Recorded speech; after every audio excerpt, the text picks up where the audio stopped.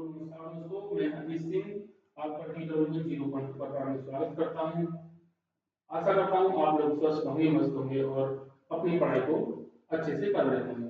हमारा practice number sorry class चल रही थी, 2 क्लास हमारी हो चुकी हैं और आज तीसरी क्लास है और उसके क्वेश्चन कुछ देखते हैं कैसे हैं। पहला क्वेश्चन क्या है देखो। पहला क्वेश्चन है जब पेट्रोल की कीमत में 25% की वृद्धि की जाती है तो व्यय समान रखने के लिए व्यक्ति को खपत में कितने परसेंट की कमी करनी होगी। तो देखो, मान लो कि पहले पेट्रोल आती 100 रुपए लीटर, ठीक है, पहले 100 रुपए लीटर थी, ठीक है। अब 25% की वृद्धि होने के बाद अब क्या होगी कीमत उसकी 125, ठीक है। पहले व्यक्ति 100 रुपए खर्च कर रहा था, अब उसको 125 रुपए खर्च करने पड़ रहे हैं और व्यक्ति नहीं चाह रहा कि मेरे 125 रुपए हो, वो 100 रुपए ही खर्च करना चाह रहा, तो कितने रुपए कम करने पड़ेंगे पहले आपको से 25 रुपए कम करने पड़ेंगे। 25 रुपए कम खर्च करेगा और किस लिए करेगा 125, ठीक है। 125 इंटू 100, 25 से कितनी बार जाएगा 5 बार और 5 से ही कटेगा 20 बार। तो व्यक्ति को 20% की कमी खपत में कमी करनी पड़ेगी तब उसका व्यय समान होगा। ऑप्शन नंबर जो ए में है, ठीक है। Option number A is the right answer. Question number दूसरा लिखते हैं। क्वेश्चन क्या है दूसरा कि एक संख्या में पहले 20% की वृद्धि की जाती है और फिर 20% की कमी की जाती है, संख्या में प्रतिशत परिवर्तन क्या होगा। देखो, पहली संख्या है, पहली संख्या में 20% की वृद्धि की जाती है, ठीक है। 20% की फ्रैक्शन वैल्यू 1/5 फ्रैक्शन से देखेंगे और इसे 100 पर भी देखेंगे, ठीक है। तो मैं पहले मान लो संख्या 5 है, एक की वृद्धि हो रही है तो संख्या 5 से बढ़कर कितनी होगी 6।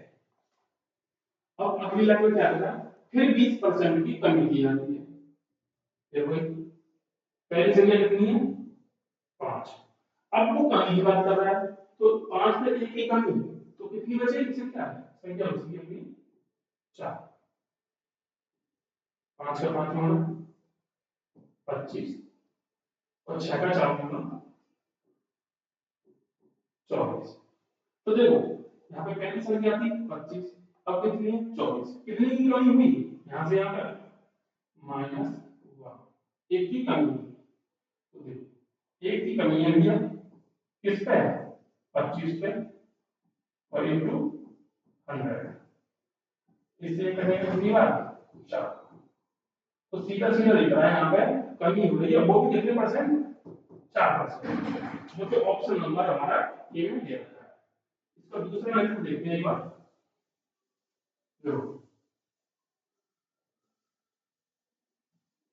मान लो पहली संख्या थी हमारी 100, ठीक है।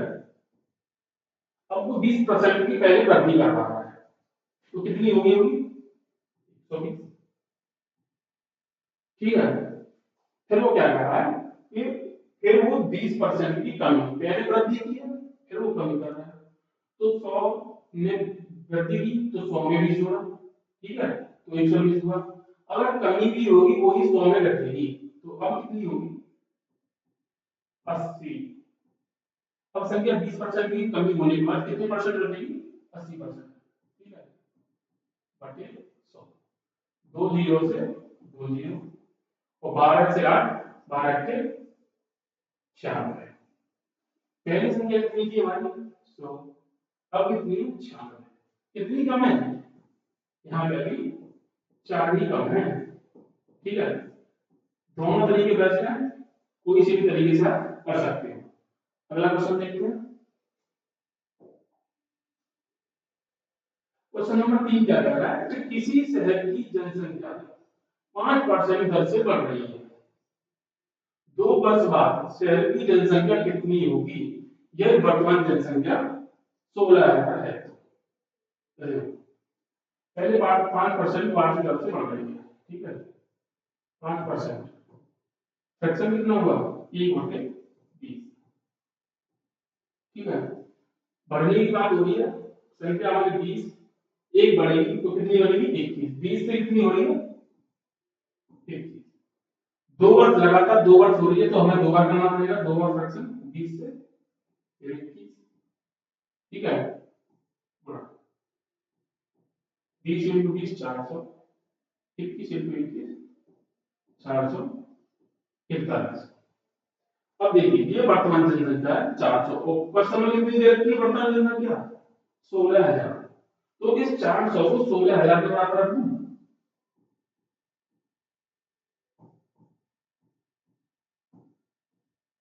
16,000।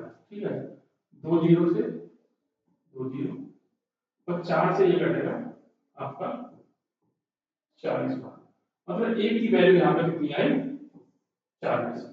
हमें निकालनी किसकी है 441, तो 441 नंबर गुणा कर दो, 441 इंटू 40 कितना बने 4 4 चौक 16, 4 चौक 16 और 17, 0 0, हमारा आंसर बनेगा 17,640। तो वर्तमान जनसंख्या, वर्तमान से 2 साल बाद जनसंख्या कितनी होगी 17,640, जो ऑप्शन नंबर हमारा बी में दे रखा है। ठीक है, नेक्स्ट क्वेश्चन देखते हैं।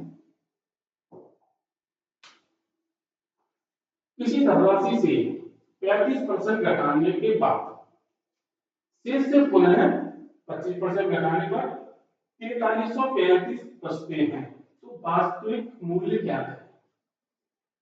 मान लो कि वो धनराशि है, घटाने पर इतने बचते हैं, तो धनराशि में कितनी है, धनराशि मान लेता हूं मैं x। ठीक है, 15% घट गया तो कितना बचा 86% बचा हुआ अपने यहाँ पर।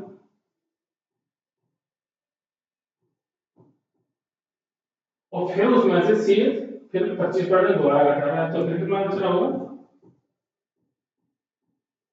75%। घटाने पर कितनी संख्या बच रही है 4335 बराबर 4335, 25 से कटेगा 3 बार और 25 से कटेगा 4 बार, 5 से कटेगा 17 बार और 5 से कटेगा 20 बार। तो 17 से कितनी बार कटेगा 17 से जाएगा 255। ठीक है, 255 3 से जाएगा और 8 5 85 बार। ठीक है, अब x की वैल्यू यहाँ पर 20 और इनटू ये 4, इधर भाग में उधर जाके गुणा में बदलेंगे। ठीक है, तो यहाँ से हमें x की वैल्यू पता चलेगी 85, ये नीचे से नीचे भाग में ऊपर जाके क्या में गुणा में जाएंगे। ठीक है, इंटू 20 इंटू 4 80, यहाँ से वैल्यू निकल के आएगी 0 और 45 के 0 और 64 और 4 68, x की हमारी वैल्यू निकल के 6800, जो हमें पूछी थी और ऑप्शन नंबर हमारे डी में दे रखी है। ठीक है दोस्तों, अगला क्वेश्चन देखते हैं। अगला क्वेश्चन क्या कह रहा है, एक परीक्षा में एक विद्यार्थी ने पहले में कुल 200 अंकों में से 40% अंक प्राप्त किए, यदि विद्यार्थी को कुल मिलाकर 60% अंक प्राप्त करता है तो उसे दूसरे पेपर में कितने प्रतिशत अंक प्राप्त करने चाहिए। कोई 2 पेपरों की बात हो रही है और दोनों ही 200 नंबर के, पहले में वो 40% अंक प्राप्त करता है। तो देखो ये पहले 200 नंबर का पेपर में पहले में 40% अंक उसने प्राप्त किए। ठीक है, 2 जीरो से 2 जीरो, तो पहले में उसने 80 अंक प्राप्त किए होंगे। ठीक है, एक यहाँ पर लाइन दे रखी है, विद्यार्थी ने कुल 60% अंक प्राप्त किए, तो कुल पूर्णांक कितना पहले कुल 200 का एक पेपर और 200 का दूसरा, तो 400 का हमारा टोटल पूर्णांक हुआ और उसका 60% उसने प्राप्त किया। ठीक है, 2 जीरो से 2 जीरो और 6 24, विद्यार्थी ने टोटल अंक हमारे 240 अंक प्राप्त किए, जो कि पहले पेपर में 80 उसने प्राप्त कर लिए। तो शेष कितने प्राप्त करने हैं? तो भैया पहले में उसने 240 80 तो प्राप्त कर लिए, कितना बचा? 0 160। अब दूसरे में उसे 160 अंक प्राप्त करने होंगे, जब कुल मिलाकर उसे 60% अंक प्राप्त होंगे। तो दूसरा दूसरा पेपर का पूरा कितना है? 200। उसे कितने अंक प्राप्त करने हैं? 160 इंटू 100। 200 से 200, 200 दो जीरो दो जीरो, और 2 से कटेगा ये 80। अगर दूसरे पेपर में भी 80% अंक प्राप्त करता है तो कुल मिलाकर उसे 60% अंक प्राप्त होंगे। और जो कि ऑप्शन नंबर हमारे ए में दे रखा है, उसे 80% दूसरे पेपर में अंक प्राप्त करने होंगे। ठीक है दोस्तों, चलिए अपने दूसरे क्वेश्चन की तरफ। एक उम्मीदवार जो 50% अंक प्राप्त करता है और वह 100 अंकों से अनुत्तीर्ण हो जाता है, लेकिन अन्य उम्मीदवार जिसे 78% अंक प्राप्त किए हैं और उत्तीर्ण अंक से 40 अंक अधिक प्राप्त करता है, तो अधिकतम अंक क्या है? दोस्तों यहाँ पे क्वेश्चन की जगह पर अंक होंगे, अंक। ठीक है, ठीक है, अंक। अब देखो, एक उम्मीदवार है, मान लो पहला पहला क्या कर रहा है? 50% अंक तो उसने प्राप्त किए हैं, फिर भी हुआ 100 अंकों से फेल हो जाता है। अगर मैं 100 अंक इसे दे दूं, ठीक है, फिर मान लो मैंने 100 अंक इसे दे दिए, 100। अब ये पास हो गया, ठीक है। अब दूसरा क्या करेगा? दूसरा उम्मीदवार 78% अंक प्राप्त करता है। दूसरा कितना प्राप्त कर रहा है? 78%। और उत्तीर्ण से 40 अंक अधिक प्राप्त करता है। भैया अगर ये उत्तीर्ण से 40 अंक प्राप्त अधिक प्राप्त कर रहा है, अगर मैं इसके 40 अंक घटा दूं, तो ये भी सिर्फ पास ही हुआ है। जो अधिक अंक थे वो मैंने इसके घटा दिए, सिर्फ ये भी पास हो रहा है और ये भी पास हो रहा है, तो इसको बराबर रख देते हैं। ठीक है, जो परसेंट वाली वैल्यू उन्हें एक तरफ लेके आएंगे और जो सिंपल वैल्यू उन्हें एक तरफ लेके जाएंगे। ठीक है, तो ये 78 इधर आएगा, तो कितना बचेगा? 28% बराबर ये जाएगा 140। वही काटा भी, अगर हम इसे 2 से काट दें, 7 से काट देते हैं, 7 से कटेगा 4 बार और 7 से कटेगा 30 बार। तो वो बात कर रहा है अधिकतम अंक क्या है? अधिकतम अधिकतम अंक हमारे कितने हो सकते हैं? 100%। अगर मैं 1% की वैल्यू ना निकाल दूं, तो यही मैं 25 की और ना कर दूं, तो ये कितना हो जाएगा? 4% इंटू 25 कितना होगा? 100%। हमें 100% की वैल्यू चाहिए। अगर इधर हमने 25 को बढ़ा दिया है, तो इधर भी हमें 25 का गुणा करना पड़ेगा। तो कितना हुआ? 25 गुणा 50 और एक 0। तो अधिकतम अंक कितने होंगे हमारे? 500। देखो ऑप्शन नंबर हमारे डी में, सॉरी बी में दे रखा है। ठीक है दोस्तों, अब चलते हैं हम अपने अगले क्वेश्चन की तरफ। अगला क्वेश्चन क्या कह रहा है? दो उम्मीदवारों के बीच के चुनाव में डाले गए मतों के 58% मत प्राप्त करने वाला व्यक्ति 4032 मतों से निर्वाचित हो जाता है। डाले गए मतों की कुल संख्या कितनी है? देखो कोई भी मत होते हैं अपने आप में 100% होते हैं। ठीक है, तो एक उम्मीदवार को मान लो, एक उम्मीदवार है ए और एक होगा बी। तो ए वाले को 58% मत मिले, तो बी को कितने मिले होंगे? अपने आप 42। भाई 58% ऐसे मिले तो 42% ऐसे मिले। ठीक है, इन दोनों का डिफरेंस कितना है? 16। भाई कोई भी जीतता है वो डिफरेंस के बराबर ही तो होता है। वो 4200 वोटों से जीता, मतलब 4032 वोट से अधिक मिले, और यहाँ परसेंट में कितना अधिक मिला है? 16% मुझे अधिक मिले हैं। ठीक है। तो यहाँ का जो डिफरेंस है इस डिफरेंस के बराबर होगा, तो 16% बराबर 40 और 32, ठीक है, 4032 के बराबर। यहाँ से सॉल्व करने से 4 से काटूंगा मैं से 4 और इसे 4 से काटूंगा 1 0 और 8, ठीक है। तो डालेंगे कुल मतों की संख्या कितनी है, डालेंगे वो भैया मत तो हमारे 100% डालेंगे हम, 100% की वैल्यू पूछना चाह रहा है, ठीक है। अगर यहाँ पे मैंने 25 का गुणा कर दूं तो ये कितना हो जाएगा, 100% हो जाएगा।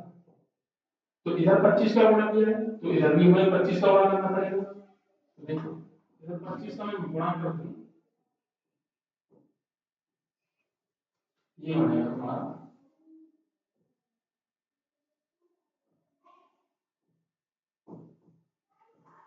25,200। तो हमारे डालने के कुल मत कितने थे, 25,200, और यही हमारा आंसर है। क्योंकि आंसर हमारा ऑप्शन नंबर डी में, डी में है, ठीक है दोस्तों। तो यूपी प्लस 2024 में अभी निकल के गए हैं, उसमें पूछा गया है, बहुत प्यारा क्वेश्चन है। क्वेश्चन नंबर अगला देख लेते हैं। अगला क्वेश्चन क्या कह रहा है कि दो उम्मीदवारों के बीच एक चुनाव में एक उम्मीदवार को कुल वैध मतों का 48% मत मिले तथा 18% मत अवैध थे। अवैध यदि कुल मतों की संख्या 17,500 थी तो दूसरे उम्मीदवार को मिले वैध मतों की संख्या कितनी थी। कुल मत कितने हमारे, 17,500, 17,500 कुल मत थे हमारे। पहले 18% मत उसमें आ गए थे, तो वैध मतों की संख्या कितनी है, 82%, ठीक है। और 82% में से एक इंसान को 48% मिले, तो दूसरे को कितने मिले होंगे, यहाँ पर दो दूसरे उम्मीदवार की वैध मतों की संख्या पूछ रहा है, दूसरे की निकाल लेते चाहिए। एक को मिले 48 तो दूसरे को मिले कितने, 52, ठीक है, 52% मतलब से मिल जाएंगे। इसी को सॉल्व करना है और आंसर आपके सामने है, 2 0 से 2 0। अगर इसे मैं 25 से काटूंगा ये 4 बार कटेगा और ये 25 से कटेगा आपका 7 बार, ठीक है। ये 4 से कटेगा 13 बार, ठीक है।